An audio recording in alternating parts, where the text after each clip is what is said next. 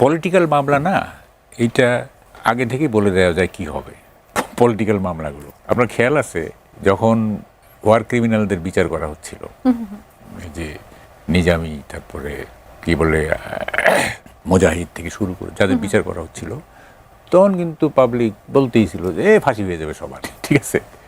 কারণ পাবলিক বুঝে যে পলিটিক্যাল মামলা, যে সরকার ক্ষমতায় থাকে পলিটিক্যাল মামলাগুলো সেই সরকারের অনুকূলে হয়। এটা পাবলিকের একটা, এটা কনসেপশন না, এইটা কনসেপশনের উপরে থিওরির আকারে চলে গেছে, ঠিক আছে? এইটা মোটামুটি থিওরি যে পলিটিক্যাল মামলা মানেই হচ্ছে এইটা সরকারের অনুকূলে যাবে রায়, ঠিক আছে?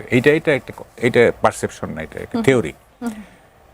তো তখন সবাই বলতেছিল যে ফাঁসি হয়ে যাবে। এবং দেখেন যখন কাদের মোল্লার যখন আপনার করলো, কি বলে যে লাইফ টার্ম ইমপ্রিজনমেন্ট দিল, তখন কিন্তু এই আপনার শাহবাগে আন্দোলন করে আইন সংশোধন করে তাকে ডেথ পেনাল্টি দেওয়া হলো, ঠিক আছে? এটা কোনো কথা হইলো? আদালত রায় দিছে, এইটাকে আন্দোলন করে রায় পরিবর্তন, আইন সংশোধন করে রায়। তো এটা পলিটিক্যাল মামলা। তো শাপলা চত্বরেরটা তো পলিটিক্যাল মামলা, তাই না? পলিটিক্যাল মামলা। এবং এইটা কি হবে, এইটা আমি যদি কিছু নাও বলি, আপনি পাবলিকের কাছে জিজ্ঞেস করলে পাবলিক বলবে যে এটা বোঝা গেছে কি হবে। এবং শাপলা চত্বরের নিহতের সংখ্যা নিয়ে কিন্তু বিতর্ক আছে। সেটা হচ্ছে যেমন বিবিসি বলছে যে তারা কোনো হত্যা দেখে নাই, আবার বিভিন্নভাবে আসছে যে কোথাও আছে 43 জন, কোথাও 55 জন, আবার কেউ কেউ এমনও তখন বলছে যে এত লাশ যে বঙ্গোপসাগরে ফেলে দিতে হয়েছে, হ্যাঁ, হেলিকপ্টার দিয়ে। তো এগুলি পরস্পর বিরোধী। তো হত্যার সংখ্যা নিয়ে বিতর্ক আছে তো। এবং আমাদের দেশে হত্যার যে স্ট্যাটিস্টিক দেওয়া হয় না, সব ক্ষেত্রেই আপনি দেখবেন যে এটা অতিরঞ্জিত হয়, কেউ কমায় বলবে, কেউ বাড়ায় বলবে। অর্থাৎ ওই সরকারের সময় যখন হয়েছে সেটা তাদের মতো, হ্যাঁ, এটা ন্যারেটিভের যুগ। দেখেন এটা একটা ন্যারেটিভের যুগ, তাই না? এটা সত্য পরবর্তী যুগ। তো এইটার কিছু সিমটম আছে এখানে। হচ্ছে যে ন্যারেটিভ হচ্ছে প্রাইমারি, সেকেন্ডারি হচ্ছে ফ্যাক্টস। মানে ন্যারেটিভ এমনভাবে তৈরি করা হয় এবং এগুলি দলীয় কর্মী সমর্থকরা যেভাবে বলতে থাকে, ইকো হইতে থাকে এভরি নুক অ্যান্ড কর্নার, তখন ওইটা এক ধরনের সত্য হয়ে যায়। এবং সত্য পরবর্তী যুগের আরেকটাই হচ্ছে, সেটা হলো যে এইখানে মিথ্যা বলে কিছু নাই। আপনি যেটাকে বলছেন মিথ্যা, আমি সেটাকে বলতেছি অল্টারনেটিভ ট্রুথ, ঠিক আছে? আপনি বলতেছেন মিথ্যা, আমি বলছেন এটা বিকল্প সত্য, এটা মিথ্যা না। ফলে এখানে সত্য মিথ্যা একাকার হয়ে গেছে। এখান থেকে সঠিকটা বের করা খুব কঠিন একটা কাজ। এবং তদন্ত যেগুলো হয় সেগুলি কি মেথডিক্যালি করা হয় কিনা, সেগুলি যথাযথ প্রক্রিয়া মেনে করা হয় কিনা, সেটাও একটা প্রশ্ন। তবে হ্যাঁ, যদি এরকম প্রমাণ পাওয়া যায় যে এখানে শেখ হাসিনা এটাকে লিড করছে, বা সে মাস্টার মাইন্ড অথবা সে হুকুমদাতা, যদি এরকম সত্যি সত্যি তদন্তে পাওয়া যায় এবং যদি এটা আদালত মনে করে, সেটা আদালত দেখবে কি করা যায় না করা। তবে আমি এসব ব্যাপারে কোনো আগ্রহী না। আমি জানি যে পলিটিক্যাল মামলা এটা, দেখেন আমরা খুব উভয় সংকটে আছি। কিছু বলতে গেলে কন্টেম্পট হয়ে যায়, কোর্টের অবমাননা হয়ে গেলে, আবার না বলেও পারা যায় না। মানে আমরা এমন একটা মাইনকা চিপায় পড়ছি আর কি। হ্যাঁ, সব ব্যাপারে দেখবেন মানে আইদার ওয়ে আপনি বিপদে আছেন। ধরেন যে আপনি একটা রায়কে আপনি বললেন যে না এটা ঠিক হয় নাই, আপনি কন্টেম্পট হয়ে গেল আপনার আদালত। আবার যদি না বলেন তখন হবে যে আপনি সত্য বলতেছেন না। সো এটা it's a very difficult situation for the analyst. হ্যাঁ, তো যাই হোক, এখন দেখি, লেট আস সি যে এটা কি দাঁড়ায়। তবে দেখেন এখানে আমাকে এটা একটু সময় দিবেন না, আর উপরে এই প্রসঙ্গ এখানে শেষ করতে চাই। এইটার মধ্যেই কথা আছে তো। জি বলেন। সেটা হচ্ছে দেখেন আমরা না রং জায়গায় ফোকাস করতেছি এখন। সেটি বলছি আমি, পলিটিক্সটা এখন টারশারি, তৃতীয় নম্বর প্রবলেম। 1 নম্বর প্রবলেম হচ্ছে আপনার ফরেন পলিসি। আমেরিকার সঙ্গে যে চুক্তি হয়েছে, এই চুক্তির পরে সাউথ প্লাজায় যেটা হইল, এই যে আমি ওই বিষয়টি নিয়ে আলোচনায় আচ্ছা, আসবো। ঠিক আছে। জি, তাহলে আমি এই প্রসঙ্গটা নিয়ে ডক্টর শিবির আহমেদ আপনার মতামত একটু জানতে চাই, কেননা বাংলাদেশে পলিটিক্যাল যে মামলাগুলো আছে সেখানে আমরা জানি যে শাপলা চত্বরের ঘটনা সব থেকে আলোচিত ঘটনাগুলোর মধ্যে অন্যতম, এবং সেটির সুরাহা বহু বছর ধরে আসলে হচ্ছিল না। যে সরকারের সময় হয়েছে তারা কেউ এখন দেশে নেই, এবং এখন তদন্ত প্রতিবেদন যেটি দাখিল করা হবে সেটি নিয়ে আপনার মন্তব্য একটু জানতে চাইবো। আসামি যারা আছেন তাদের হয়তো বেশিরভাগই তাদেরকে খুঁজে পাওয়া যাবে না, তারা বিভিন্ন সময় আত্মগোপনে আছেন।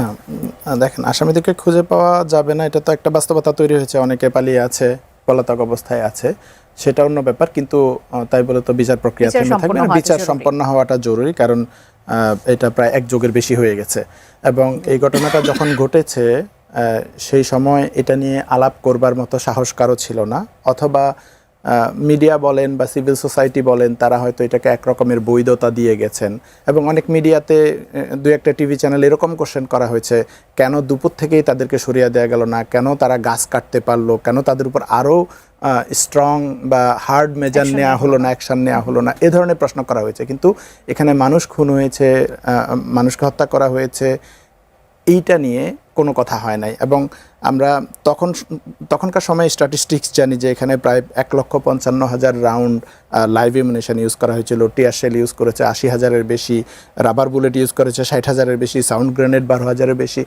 এত অস্ত্রশস্ত্র নিয়ে রাতের অন্ধকারে ইলেকট্রিসিটি বন্ধ করে দিয়ে বিশাল এই জনসমাগমের মধ্যে আপনি মানে এরকম একটা জনসমাগমের উপরে যদি এ ধরনের অ্যাটাক করা হয়, পায়ের তলে পিষ্ট হয়েও মানুষ মারা যেতে পারে, মানে এ ধরনের সিচুয়েশন।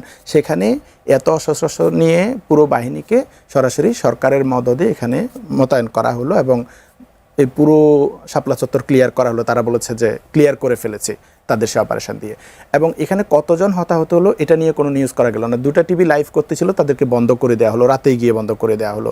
কোনো মিডিয়া কোনো ইনফরমেশন দিতে পারেন নাই। মাহবুব ভাই বলছিলেন বিবিসির কথা, বিবিসির যে সাংবাদিক বলছেন, তিনি বলছেন আমাদের যে প্রতিনিধি ছিল তিনি কোনো লাশ দেখেন নাই। এই বরাত এটা দিয়ে নিয়ে কিন্তু সবগুলো মিডিয়াতে বিভিন্ন ধরনের এই মিডিয়াগুলোতে ইনফরমেশন আসলে এলো, এটার এই আসলে কারণটা কি? সেই সময়ে সবগুলো মিডিয়া, দেখেন ফেসিবাদের সময় তো মিডিয়া ফেসিবাদের এনাবলার ছিল, তাদের সাথে এলাই ছিল, এবং সেই মিডিয়াগুলোর নিউজ থেকেই আমরা তথ্য দিচ্ছি। যেই মিডিয়াগুলো বিলাপ করেছে যে গাছ কেন কেটে ফেললো, মনে হচ্ছে একটা যুদ্ধবিধ্বস্ত এলাকা, এখানে গাছ কেটে ফেলছে, এটা নিয়ে বিলাপ করেছে, কিন্তু মানুষ নিয়ে বিলাপ করে নাই, কান্না করে নাই। সেই মিডিয়ার রেফারেন্স দিয়ে আপনি আসলে কথা বলতে পারবেন। আরেকটু যুক্ত করি ডক্টর শিবির, যখন আর কি মাহবুব কামাল ভাই বলছিলেন যে বিবিসির যে সংবাদদাতার কথা তিনি উল্লেখ করেছেন, তিনি কিন্তু এই সময় এসে বলেছেন, এই সময় এসে বলেছেন যে ওনাদের প্রতিনিধির কাছে উনি শুনেছেন, রাইট না, এই সময় উনি বলছেন যে উনি ওনার প্রতিনিধির কাছে শুনেছেন।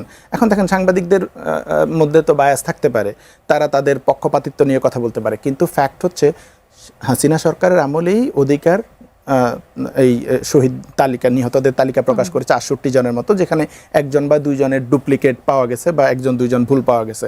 আর এবার এসে প্রসিকিউশন বলছে যে তারা 58 জনের তালিকা তৈরি করতে পেরেছেন যারা সেই ঘটনায় নিহত হয়েছে, এবং কোথায় কোথায় কতজন নিহত হয়েছে তারা তালিকা করেছে। তার মানে হচ্ছে ওই যে 68 জন বা 62 জন যেটা অধিকার বলেছিল, সেখান থেকে বাছাই করে বা তারা তাদের মতো করে তদন্ত করে 58 জনের তালিকা প্রকাশ করেছে। নিশ্চয়ই এটা তারা কোর্টে হাজির করবে। তো 58 জনের হত্যাকাণ্ড, এটা বিশাল একটা হত্যাকাণ্ড, এবং একটা পার্টিকুলার গ্রুপের উপরে, যে গ্রুপটাকে হত্যা করে আপনি এটাকে বৈধতাও দিয়েছেন, কিছুই যায় আসে না, এলিট ক্লাসের কিছু যায় আসে না, কারণ তারা গরিব, মাদ্রাসা ছাত্র বা একটা পার্টিকুলার কমিউনিটির মানুষ।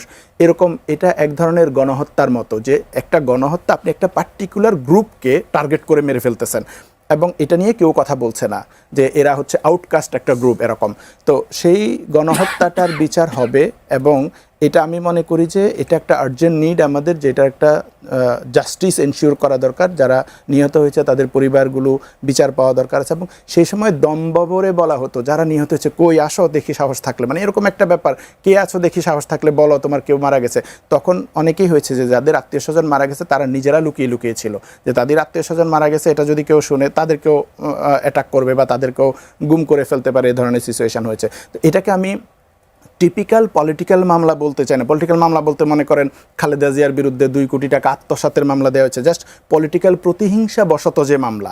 আর এইটা একটা ফ্যাক্ট যে একটা বড় সমাবেশে হামলা করে মানুষকে হত্যা করা হয়েছে, একটা গণহত্যা করা হয়েছে, এবং সেখানে 58 জন হোক আর 68 জন হোক একটা বড় সংখ্যক মানুষ নিহত হয়েছে। সো এটার বিচারকে আমি শুধুমাত্র ওই পলিটিক্যাল মামলা হিসেবে দেখতে চাই না, এটার বিচারকে আমি মনে করি এটা হচ্ছে জাস্টিসের দাবি, ইনসাফের দাবি, এটার বিচার হওয়া উচিত। অসংখ্য ধন্যবাদ। কামাল ভাই, আপনি যে প্রসঙ্গে আসতে যাচ্ছিলেন সেখানে একটু আসতে চাই। সেটি হচ্ছে যে বাংলাদেশ পরিবর্তিত বাংলাদেশে আমরা সবথেকে বেশি যে বিষয়টির দিকে, গণঅভ্যুত্থানের যে বিষয়টিকে সবথেকে বেশি গুরুত্ব দেওয়া হয়েছে যে আমরা কারো অধীনস্থ থাকতে চাই না, আমরা আসলে স্বাধীনভাবে, বাংলাদেশ স্বাধীন একটা দেশ এবং আমরা আমাদের মাথা উঁচু করে আসলে থাকতে চাই। সেখানে গত 4 জুলাই ঘটে যাওয়া একটি ঘটনা জাতীয় সংসদের দক্ষিণ প্লাজায় আমেরিকার 250তম প্রতিষ্ঠা বার্ষিকীর যে উদযাপনটা আসলে দেখেছি, সেটা নিয়ে সোশ্যাল মিডিয়া থেকে শুরু করে নানান জায়গায় নানান আলোচনা জন্ম দিয়েছে। গোটা দেশব্যাপী সেই উদযাপন হয়েছে এবং সেটিকে নিয়ে বিভিন্ন দল বিভিন্নভাবে সেটিকে বিশ্লেষণ করছেন। আমরা সেখানে সরকার থেকে বিরোধী দল থেকে সবাইকে দেখেছি। বিরোধী দলের যিনি নেতা জামাতে আমির, তিনি বলেছেন যে আমেরিকা আমাদের পরীক্ষিত বন্ধু। সেটা নিয়ে প্রশ্ন উঠেছে যে পরীক্ষা কোনটা আসলে দিল, যারা আসলে নৌবহর পাঠিয়েছিল বাংলাদেশের মুক্তিযুদ্ধের বিরুদ্ধে, তারা কি করে আমাদের পরীক্ষিত বন্ধু হয়, সেই প্রশ্নটা থাকছে। এবং সেই সাথে আমেরিকান ককাস তৈরির প্রয়োজনীয়তা আসলে কেন হলো? আচ্ছা, প্রথমে ওইটা একটু শেষ করে দিই, সাপ্লিমেন্ট করি। সেটা হলো যে 58 জন না, যদি একজনও নিহত হয়ে থাকে তাইলেও সেটা মানে ফাঁসিযোগ্য অপরাধ, এবং no killing has a justification. ঠিক আছে, কিলিংয়ের কোনো জাস্টিফিকেশন হয় না ইন এনি সার্কামস্টান্স। আমার পয়েন্ট সেটা না। আমার পয়েন্টটা হচ্ছে যে বিবিসি বলছে কেউ মারা যায়নি, আবার অন্যরা বলছে এতজন মারা গেছে। 3 জনের কথা স্বীকার করেছিল। আচ্ছা, যাই হোক, হ্যাঁ, তো একজনও হলেও তো এটা বিচার হবে, তাই না? কথাটা সে না। কথাটা আমার কাছে যেটা সবচেয়ে ইম্পর্টেন্ট সেটা হচ্ছে যে টেরোরাইজ করা। এই যে একটা মানে সাউন্ড গ্রেনেড দিয়ে, তারপরে ধরেন যে কি বলে যে নানা রকম টিয়ার গ্যাসের মধ্যে একটা জনসভাকে টেরোরাইজ করা, এইটা একটা সরকার করতে পারে না। হ্যাঁ, এত বড় একটা জনসমাবেশকে। হ্যাঁ, সরকার ওয়াজ থ্রেটেন যে এটা সরকার পতনের আন্দোলন। তো সরকার পতনের আন্দোলন যদি হয় সেটাকে তো পলিটিক্যালি ফেস করতে হবে, তাই না? এটা টেরোরাইজ করার তো কোনো ইয়ে নাই। কতজন মারা গেছে এই বিতর্কে আমি যাবই না। হ্যাঁ, কারণ এটা আমি একজন হলেও কম বা বেশি হবে। যে তালিকা দেওয়া হয়েছে যখন 58 হয়, এইটা হয় 59 হবে, নাহলে 67 হবে, 58 হবে না।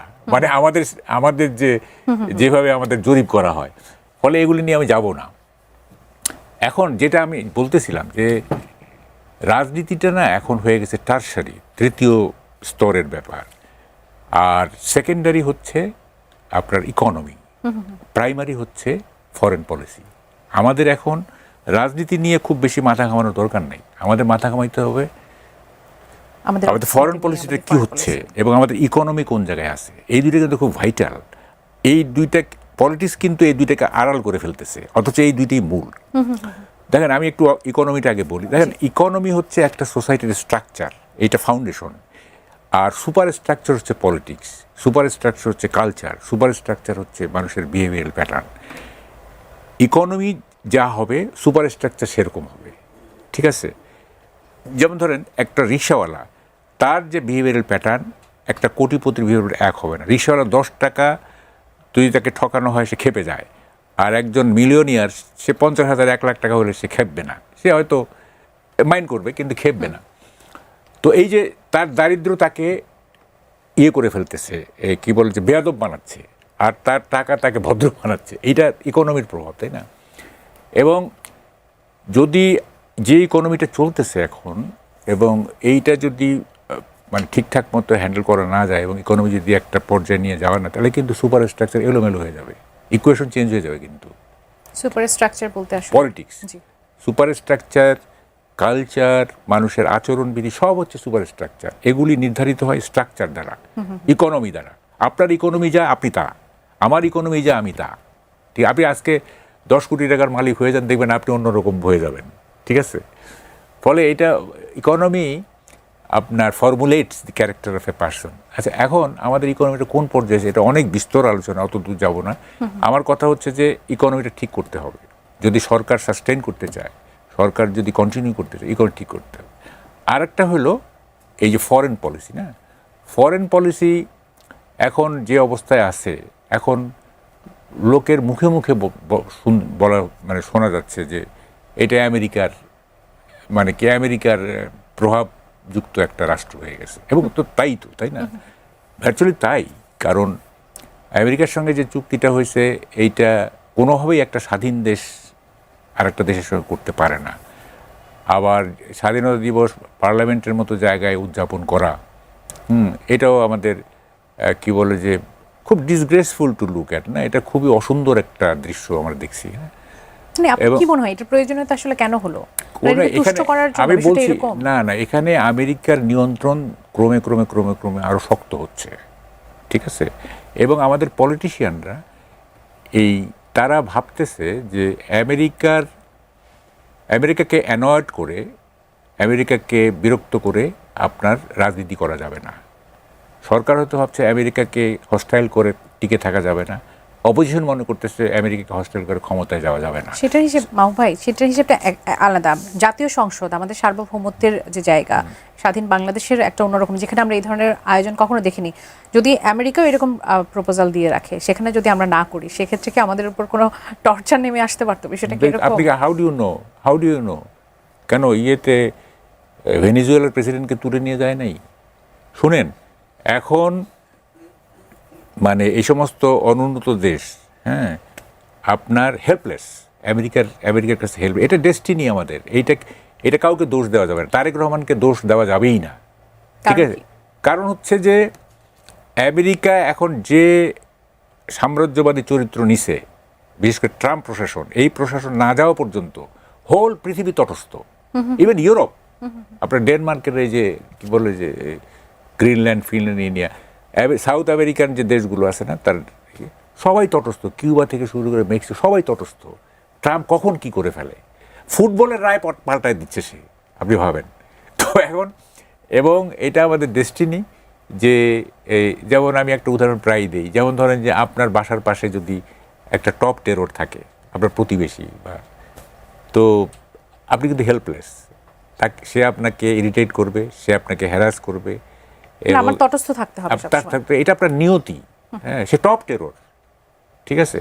আপনি থানায় গিয়েও কিছু করতে পারবেন না, এরকম ব্যাপারটা। সো আমেরিকা যেভাবে, বিশেষ করে ট্রাম্প প্রশাসন যেভাবে সারা পৃথিবীকে নিয়ন্ত্রণ করতে চাচ্ছে, হ্যাঁ, তার মতো করে, এইটা আমাদের জন্য এটা একটা বড় ধরনের হেল্পলেসনেস, হ্যাঁ, অসহায়ত্ব এটা। এবং আপনি দেখেন না, এই যে বিপ্লবীরা না, এই যে 5ই আগস্টের যে বিপ্লবীরা, এত কিছু, এই জুলাই যোদ্ধারা, মানে তারাও পর্যন্ত কিছু বলতেছে না, তাই না? এই যে আমেরিকার যে এই যে এটা নিয়ে তো আসলে কেউ বলছে না, সরকার বিরোধী পক্ষ কেউই বলছে না। দুই একজন লেফটিস্ট আছে যারা ইনসিগনিফিকেন্ট, যেমন ধরেন আনু মোহাম্মদ বলছে, বা একটা 2-4 জন লেফটিস্ট বলছে, এগুলো সিগনিফিকেন্ট পলিটিক্যাল ফোর্স, তারা কেউই মুখ খুলে নাই। আমি একটু ছোট করে যদি ডক্টর শিবরা আহমেদের কাছ থেকে এটা নিয়ে একটু শুনতে চাই। ভাইয়া বলছিলেন যে শুধুমাত্র লেফটিস্ট কিছু আছে, যেমন সামান্থা শারমিন বলেছেন, জামাতের আমিরের যে বক্তব্য যে বাংলাদেশ যুক্তরাষ্ট্রের সম্পর্ক দীর্ঘদিন এবং যুক্তরাষ্ট্র বাংলাদেশের পরীক্ষিত বন্ধু রাষ্ট্র। সামান্থা শারমিন তিনি বলেছেন যে ঠিকই আছে, জামাত, আল বদর, আল শামস আর প্রায় হারতে বসা পাকিস্তান সেনাবাহিনীর সহায়তার জন্য আমেরিকা 7ম নৌবহর পাঠিয়েছিল না, কিন্তু সমস্যা হচ্ছে বাংলাদেশ আর জামাত এক না। এটা নিয়ে আসলে কি বলতে চাইবেন? এইটা তো সামান্থা শারমিনের বক্তব্য, আমি তার বক্তব্য নিয়ে কথা বলছি না, এটা তার পার্সোনাল অপিনিয়ন, পলিটিক্যাল বক্তব্য। আমি মনে করি এটা একটা পলিটিক্যাল স্ট্যান্ডবাজি, কারণ আমেরিকার সাথে সম্পর্ক আমাদের তো আজকে না, এমন না যে 7ম নৌবহরের ঘটনা ঘটার পরে আমরা আমেরিকার সাথে সম্পর্ক বিচ্ছিন্ন করে ফেলেছি, আজকে হঠাৎ এসে আমেরিকার সাথে আমাদের সম্পর্ক হচ্ছে। আমেরিকার সাথে সম্পর্কটা আরো অনেক বেশি, হঠাৎ করে আমেরিকার সাথে আমাদের সম্পর্ক হয় না, বরং আমেরিকার সাথে আমাদের আমাদের স্বাধীনের পর থেকে আমেরিকার সাথে আমাদের সম্পর্ক আছে। এমন না যে স্বাধীনের পরও আমরা সম্পর্ক বয়কট করেছিলাম, এরকম হয় নাই। ইভেন জাপানের সাথে আমেরিকার যুদ্ধ হয়েছে, জাপানে বোমা ফেলেছিল, সাথে ভিয়েতনামের সাথে যুদ্ধ হয়েছে, সেই সব দেশের সাথেও তাদের সম্পর্ক আছে। সেটা ওই সব সময় গিয়ে আমি 7ম নৌবহরের কথা দিয়ে যদি সবকিছু জাজ করতে চাই, এটা আমার কাছে মনে হয় না। দেখেন, গত 15 বছরের ফেসিবাদী শাসনের সময় আমেরিকা সব সময় বাংলাদেশে একটা অবাধ গণতান্ত্রিক অংশগ্রহণমূলক নির্বাচনের পক্ষে বলেছে। সো এইটা বাংলাদেশের গণতন্ত্রের পক্ষে একটা ভয়েস নিঃসন্দেহে। এবং আপনি জানেন যে এই যে র্যাবের উপর নিষেধাজ্ঞা দেওয়া সহ আরও নানান কিছু মানবাধিকার ইস্যু যে আমেরিকা সবসময় সরব ছিল, আমেরিকা বা আমেরিকার নানান অর্গানাইজেশনগুলো এই র্যাবের ইস্যু যে অন্য দেশগুলো যখন কথা বলে নাই তারা কথা বলেছে। তো আমি মনে করি এটা এরকম ঘোর ফেসিবাদের সময়ে তারা যে বাংলাদেশের মানবাধিকার নিয়ে কথা বলেছে, বাংলাদেশের গণতান্ত্রিক অধিকার নিয়ে কথা বলেছে, এটা একটা বন্ধুত্বসুলভ আচরণ নিঃসন্দেহে। 71 সালে যেটা করেছে সেটা বন্ধুত্বসুলভ আচরণ ছিল না, সেটা তাদের পাকিস্তানের সাথে বন্ধুত্বসুলভ আচরণ ছিল। দুটাকে আলাদা করে বলতে পারি। দ্বিতীয় কথা হচ্ছে যে জাতীয় সংসদের এই দক্ষিণ প্লাজায়, এটা তো সরকারিভাবে আয়োজিত প্রোগ্রাম না, তাদের প্রোগ্রাম। দক্ষিণ প্লাজায় অতীত বিভিন্ন ধরনের প্রোগ্রাম হয়েছে, এরকম কোনো বিদেশি দেশের কোনো প্রোগ্রাম এখানে অতীতে হওয়ার নজির এখানে নাই। এখন যদি সরকার অ্যালাউ করে তাহলে তারা যদি এটা করতে চায় করে, সেটাতে আমি মনে করি না মানে মেজর কোনো মানে সার্বভৌমত্ব ইস্যু না। বরং আমি মাহবুবের সাথে অ্যাড করব যে চুক্তি তাদের সাথে হয়েছে সেটা গুরুত্বপূর্ণ আলাপের বিষয়। কিন্তু এই সংসদ ভবনের দক্ষিণ প্লাজা একটা উন্মুক্ত জায়গায় তারা তাদের জাতীয় দিবস উদযাপন করেছে, এইটাকে মেজর ইস্যু আমি মনে করতেছি না। আমার কাছে মনে হচ্ছে বরং চুক্তিটা নিয়ে আলাপ হওয়াটা মেজর ইস্যু। যদি এটা ভারতের এমবাসি থেকে যদি এখানে আয়োজন করে, আরেকটু বলি, যদি ভারত থেকে করা হতো বা পাকিস্তান থেকেও যদি করা হতো, সেটাকেও কি আমরা স্বাভাবিকভাবে নিতে পারতাম? আপনি দেখেন ভারতের ইস্যুটা যেখানে আনলেন, বাংলাদেশের জন্য, নতুন গভর্নমেন্টের জন্য এখন বড় একটা চ্যালেঞ্জ হচ্ছে এটা। এই যে গত 15 বছর ধরে আমাদের ফরেন পলিসি হচ্ছে ভারত নির্ভর ছিল, এবং ভারতের সাথে আমাদের ফরেন মিনিস্টার বলছিল যে ভারতের সাথে আমাদের সম্পর্ক স্বামী স্ত্রীর মতো, এবং প্রধানমন্ত্রী বলছে ভারতকে যা দিয়েছি সারা জীবন ভুলতে পারবে না। এ ধরনের আমাদের দেয়ার সম্পর্ক ছিল, নেয়ার সম্পর্ক ছিল না। আমরা শুধু ভারতকে দিয়েছি, এবং ভারত অন্য কোনো দেশের সাথে আমাদের কী সম্পর্ক হবে সেখানে হস্তক্ষেপ করেছে।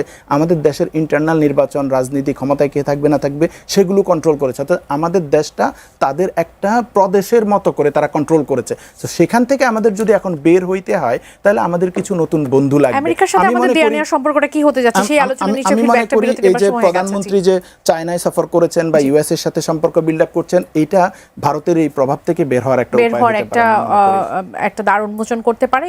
এই মুহূর্তে একজন দর্শক আছেন আমাদের সঙ্গে, তার প্রশ্ন নিয়ে আসতে চাই। দর্শক স্বাগত জানাই। কে বলছেন, কোথা থেকে বলছেন, আপনার প্রশ্ন করবেন। আমার নাম Anwar A Khan. I am from Mohakhali commercial area. I was a frontline freedom fighter in 1971. আপনাকে স্বাগত আমাদের আয়োজনে। রাখেন I was my left leg was bullet wounded by the ratchet hands of the brutal Pakistani army and Jamaat-e-Islami mass murderers. My elder sister, who was then a MSc final year student at Dhaka University, she was gang raped by Pakistan army and Jamaat-e-Islami al-Badr mass murderers. This guy, the guy I have heard that is talking in favor of America. Does he know about America? America has been committing dropping Nagian war crimes across the world about 1,100 years with no punishment. They committed war crimes in 1971 in concert with Jamaati, Pakistani,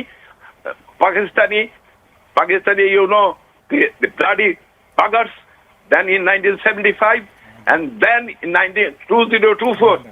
I've been a field level political observer since 1966 till today. Anwar খান, আপনার বিষয়টি আমরা আসলে বুঝতে পারছি। আপনার কি কোনো প্রশ্ন আছে আমাদের কাছে? আমার তো প্রশ্ন আছে। উনি তো he is supporting America. Why? Does he know? Thank you. আপনাকে ধন্যবাদ, অসংখ্য ধন্যবাদ। থাকুন আমাদের সঙ্গে, নিশ্চয়ই আমরা বিভিন্ন আলোচনার মধ্য দিয়ে আপনার প্রশ্নের উত্তর খোঁজার চেষ্টা করব। মাহবুব কামাল ভাই, আপনার কাছে প্রশ্ন ছিল যে হঠাৎ করে ককাস গ্রুপ কেন তৈরি করার প্রয়োজন হলো বাংলাদেশে, এবং এই গ্রুপের যারা সদস্য তারা আসলে কি কাজ করবেন? আবারও সাপ্লিমেন্ট আসলে হয় কি, আমি টু দি পয়েন্ট উত্তর দিতে পারি না। মানে আমার সহ আলোচকরা যখন কথা বলে সাপ্লিমেন্ট এসে যায়। আমি আমার ছোট ভাইয়ের সাথে একটু কথা বলি, সেটা হলো যে এই যে বন্ধু বন্ধু বলছি না, আমেরিকা বন্ধু না। আজকে তারেক রহমান বলুক যে এই চুক্তি মানি না, আজকে তারেক রহমান বলুক যে আমরা আকসা যে সময় এগুলি চুক্তি করব না, আজকে তারেক রহমান বলুক আমরা চায়নার সাথে আসি, বলুক, বন্ধুটা কোথায় যাবে দেখব। দেখেন এই যে এগুলো আমার কথাগুলো রিপিট হয়ে যায়, মানে একই প্রসঙ্গ আসে। তো কিসিঞ্জারের একটা কথা দিয়ে আপনাকে বুঝতে হবে, হোল থিংটা বুঝতে হবে। কিসিঞ্জার ওয়াজ এ মানে কি সেলিব্রিটি ডিপ্লোম্যাট, এবং আপনি জানেন কিসিঞ্জারের সেক্রেটারি অফ স্টেট ছিলেন এবং ন্যাশনাল সিকিউরিটি অ্যাডভাইজারও ছিলেন, এবং 1973-তে যে শাটল ডিপ্লোমেসি যেটা, এই যে শাটল ককের মতো জি চলে যায়, সেটা তো তিনি জনক। তিনি আম্মান, জর্ডান, দামাস্কাস এগুলি শাটল ককের মতো ঘুরে ঘুরে ওই যে ইজিপ্ট, তারপর ইসরায়েল এবং সিরিয়ার সাথে একটা ই করছে। That is a great achievement. যাই হোক, ওনার একটা মেমোয়ার্স আছে 3 খণ্ডের, ওখানে উনি বলতেছেন যে আমেরিকার শত্রু হওয়া বিপজ্জনক, আমেরিকার বন্ধু হওয়া ফ্যাটাল, এটা প্রাণঘাতী। ঠিক আছে? এখন আপনি দেখবেন আমেরিকার যারা শত্রু না, সেই দেশগুলো কিন্তু এই বোমার শিকার হয়, এই ইয়ের শিকার হয়, কিছু লোকজন মরে, কিছু ইয়ে হয়, কিন্তু ধ্বংস হয় না। যেমন ইরান, শত্রু ইরান কিন্তু ধ্বংস হচ্ছে না, ইট এক্সিস্টস, হ্যাঁ, ইনস্পাইট অফ অল মানে কি কিলিং এই যে। কিন্তু বন্ধু হলে হয় কি, আমেরিকা সে নিংড়ে নিংড়ে নিংড়ে শেষ করে দেয় দেশটাকে, যদি বন্ধু হয়। যেমন আমাদের যে এটা ফ্যাটাল কেন বলতেছে, কিসিঞ্জার বলতেছে এটা ফ্যাটাল। না, আমাদের কি কোনো অপশন ছিল এর বাইরে? আমি তো সেই যে এইটা আমরা এখন মানে সারা পৃথিবী আমেরিকার কাছে হেল্পলেস, আমাদের কিছু কর। আমি কি বললাম যে তারেক রহমানকে আমরা কেন দোষ দিতে যাব, কি কারণে? আমাদের হাতে আর এর থেকে বেটার কোনো অপশন আমার কোনো অপশন নেই, আমাদের অপশন নাই। অপশন যে নাই সেইটা তো প্রমাণ দিয়ে গেছে আমার বঙ্গবন্ধু যখনই বললেন যে আমার অবস্থা যদি চিলির আলেনদের মতো হয় তবুও আমি আমার পথ থেকে সরব না, জাস্ট নিহত হয়ে গেলেন। শেখ হাসিনা যখনই বলল যে কি বলে যে কি একটা খ্রিস্টান রাষ্ট্র ধর্ম করতে চাইতে আমেরিকার বিরুদ্ধে, কি আপনি শেখ হাসিনা, হ্যাঁ, অনেক ক্রাইম করছে তারা, এটা ঠিক আছে, হত্যা, দুর্নীতি সবই করছে, অল অ্যাগ্রিড আপন, কিন্তু সে তো আমেরিকার বিরুদ্ধে একটা স্ট্যান্ড নিছিল, যে কারণে তাকে এটার মানে কনসিকুয়েন্স ভোগ করতে হয়েছে। সো এইটা বলে লাভ নাই, হ্যাঁ, বন্ধু বলে লাভ নাই। এইটা বন্ধু, এইটা স্বার্থের বন্ধুত্ব।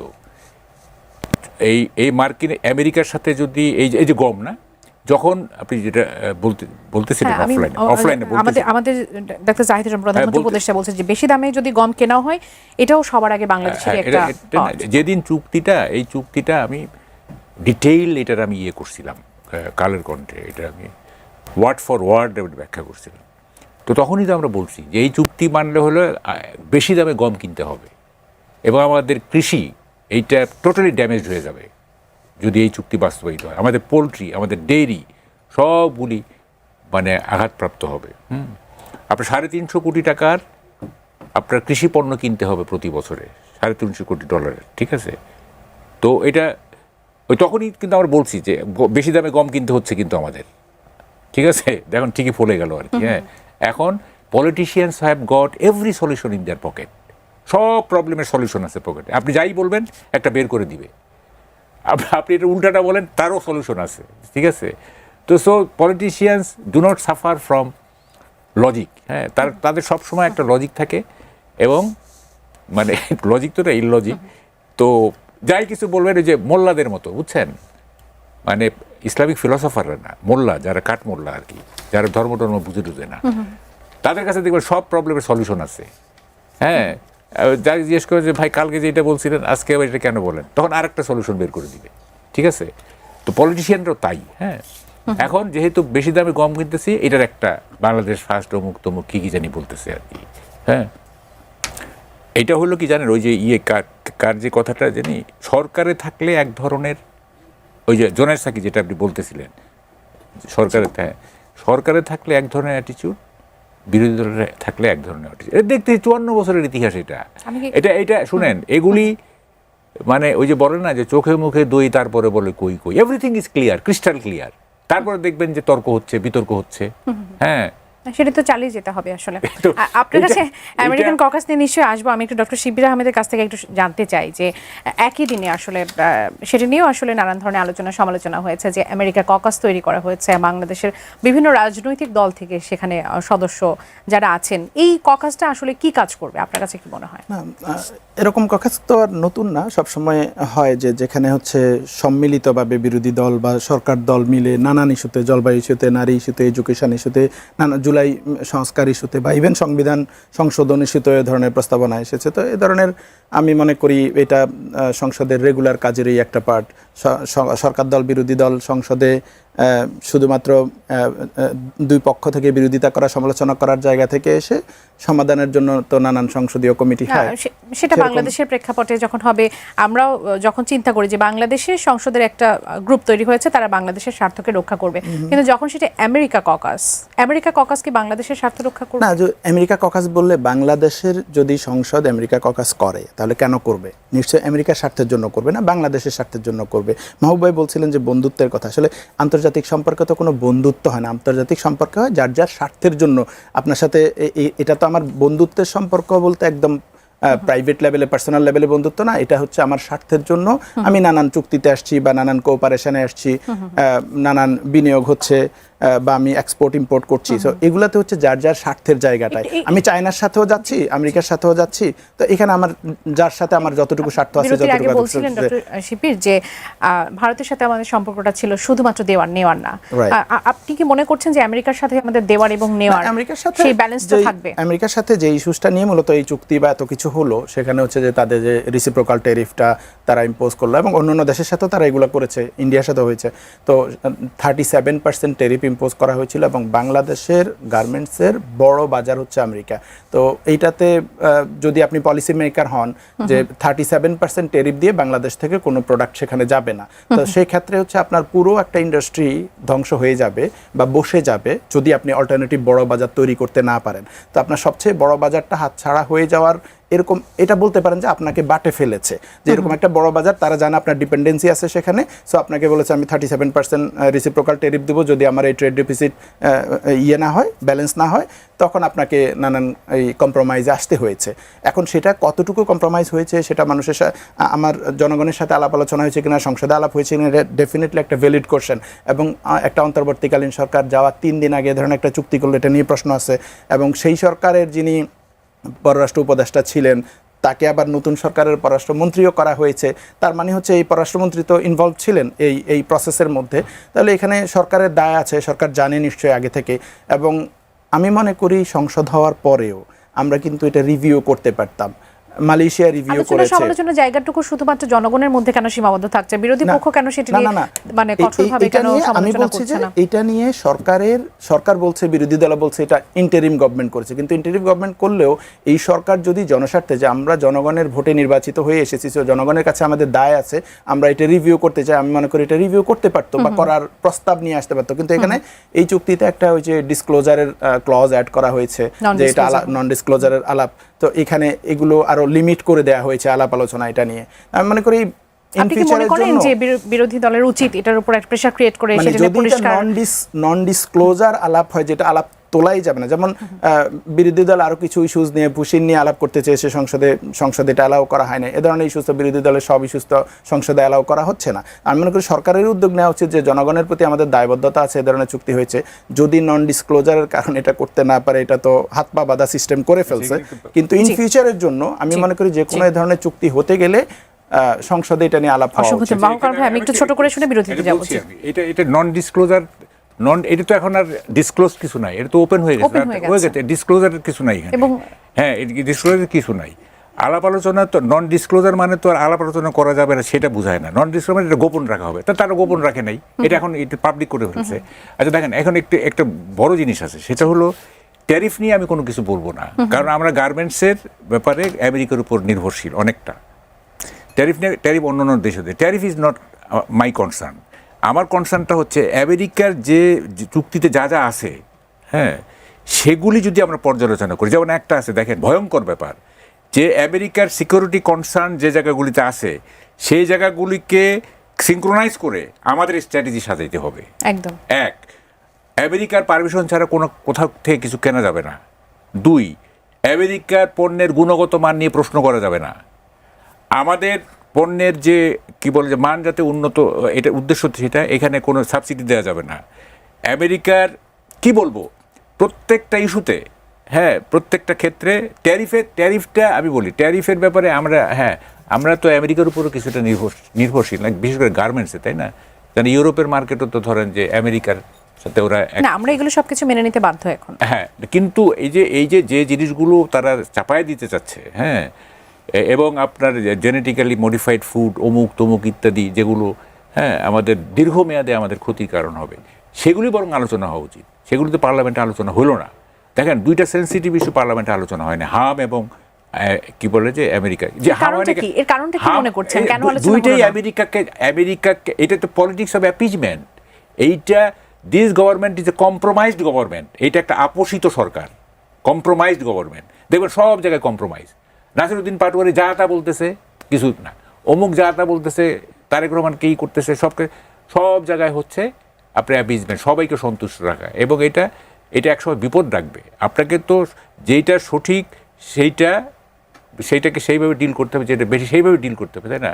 আইনগতভাবে ডিল করতে হবে। তাহলে আপনি যদি politics appeasement act in one fine morning or in one dull morning you'll find that you are friendless. হ্যাঁ, যদি সবাইকে আপনি অ্যাপিজ করতে চান, এটা this is not politics. Bangladesh চীন মিয়ানমার ইকোনমিক যে করিডোর, সেই বিষয়টি নিয়ে একটু আলোচনা জানতে চাইবো। বাংলাদেশের জন্য সম্ভাবনা কতটুকু, আর ঝুঁকি কতটুকু, চ্যালেঞ্জ কতটুকু? না, এখানে তো শুনেন, এখানে তো করিডোরের দুইটা প্রস্তাব, একটা ওই পক্ষের একটা এই পক্ষের, তাই না?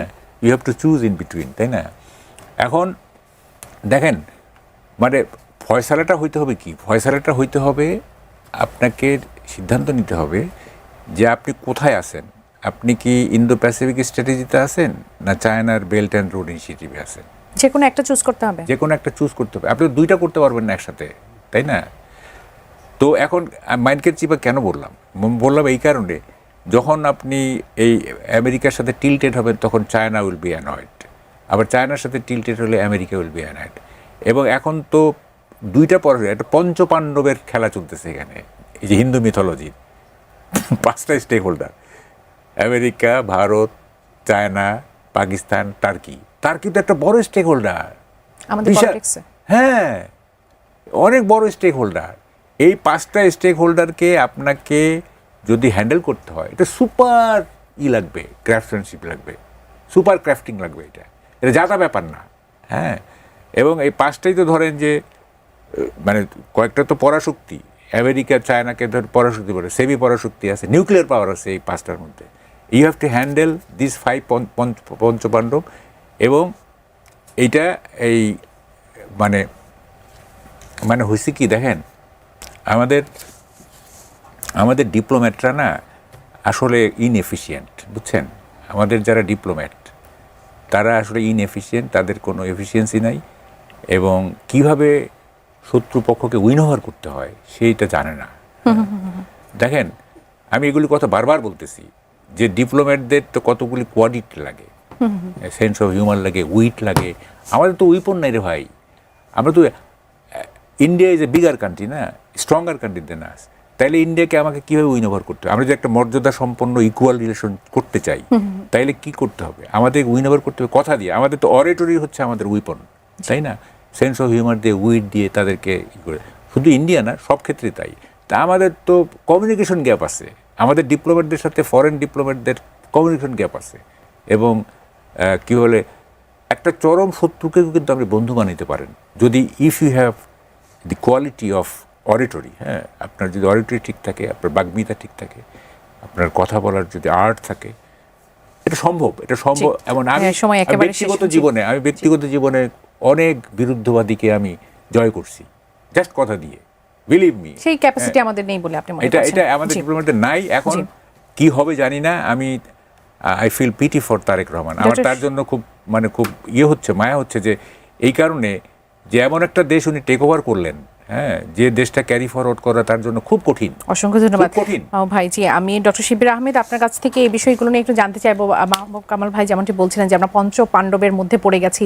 একদিকে রোড অ্যান্ড বেল্ট ইনিশিয়েটিভ যে রোডটা আছে সেটি আছে, অন্যদিকে প্রতিবেশী ভারত আছে, মাঝখানে আমরা আমেরিকার চুক্তির মধ্যে পড়ে গেছি। সবকিছু মিলিয়ে বাংলাদেশ আসলে এই সমস্যাগুলো, সংকটগুলো থেকে কিভাবে বেরোবে বলে কতটুকু সম্ভব? রোড অ্যান্ড বেল্ট ইনিশিয়েটিভের সাথে তো বাংলাদেশ 2016 সাল থেকেই আছে। রোড অ্যান্ড বেল্ট ইনিশিয়েটিভের মাধ্যমে আমরা যেমন কর্ণফুলী টানেল করেছি, পায়রা বিদ্যুৎ কেন্দ্র করেছি, আরও কিছু উন্নয়নমূলক কার্যক্রম করেছি। রোড অ্যান্ড বেল্ট ইনিশিয়েটিভ কিন্তু কোনো করিডোর না। রোড অ্যান্ড বেল্ট ইনিশিয়েটিভ হচ্ছে একটা আর্থসামাজিক ডেভেলপমেন্টের জন্য, ইনফ্রাস্ট্রাকচার ডেভেলপমেন্টের জন্য এক ধরনের সহযোগিতামূলক, এবং এটা অন্যান্য দেশের সাথেও, তাদের আফ্রিকান, এশিয়ান আরও অনেক দেশের সাথে আছে। মাহবুব ভাই যেটা বললেন যে নানান দেশের ইন্টারেস্ট আছে বাংলাদেশের উপরে, এবং আপাত মানে প্রতিপক্ষ বা শত্রু রাষ্ট্রগুলো একটা আরেকটার সাথে তাদের মধ্যে যে কম্পিটিশন আছে, ভারত চায়নার সাথে আবার যুক্তরাষ্ট্র, তাদের মধ্যে নিজেদের মধ্যে কম্পিটিশন আছে, আবার বাংলাদেশে তাদের ইন্টারেস্ট আছে। এখন বাংলাদেশের জায়গাটায় আমি মনে করি আমাদের বেস্ট স্ট্র্যাটেজি হবে এই জায়গাটায় ব্যালেন্সিং করতে পারা, যে আমি যদি চায়নার দিকে বেশি ঝুঁকে যাই, ইন্ডিয়া বা যুক্তরাষ্ট্র আমার উপর খেপতে পারে, যুক্তরাষ্ট্রের সাথে ঝুঁকলে চায়না খেপতে পারে। সো আমার এই জায়গাটায় একটা স্মার্ট হেজিং দরকার আছে, একটা স্ট্র্যাটেজিক ব্যালেন্সিং দরকার আছে। আমি মনে করি বাংলাদেশের সেই পথেই যাওয়া উচিত।